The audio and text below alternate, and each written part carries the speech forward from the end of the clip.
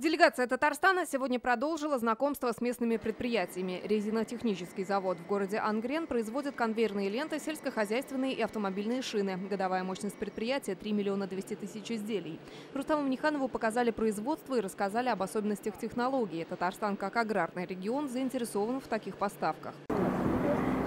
Это уже IT-парк в Ташкенте. Площадка открылась 3 года назад. Президенту рассказали о концепции. Здесь планируют реализовать программы бизнес-инкубации, венчурного финансирования, помогая запуску перспективных IT-компаний. Появится коворкинг-центр, IT-академия, IT-лаборатория и отель.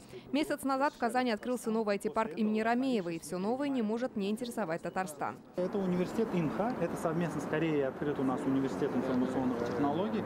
Он очень продуктивный. Президент поручил изучить опыт и возможности IT-парка Ташкента и привлечь к сотрудничеству татарстанские компании. Второй день поездки в солнечный Узбекистан был ознаменован встречей на высшем уровне. Президенту страны Шавкату Мирзиёеву Рустам Минниханов выразил признательность за особое внимание к развитию сотрудничества республик. В эти непростые времена мы сохранили эффективное торгово-экономическое и культурно-гуманитарное партнерство, отметил президент Татарстана.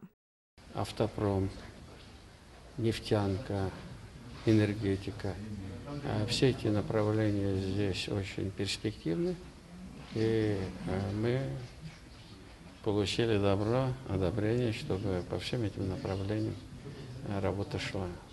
Мы благодарим уважаемого президента Мирамоновича, за его позицию, за отношение к России, отношение к Татарстану.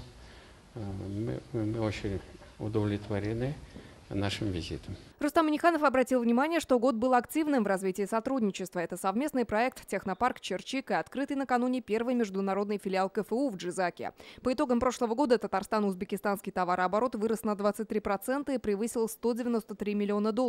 За первое полугодие этого года рост на 34%. Лина Анатольевна, Давид Абдулин, ТНВ, Узбекистан.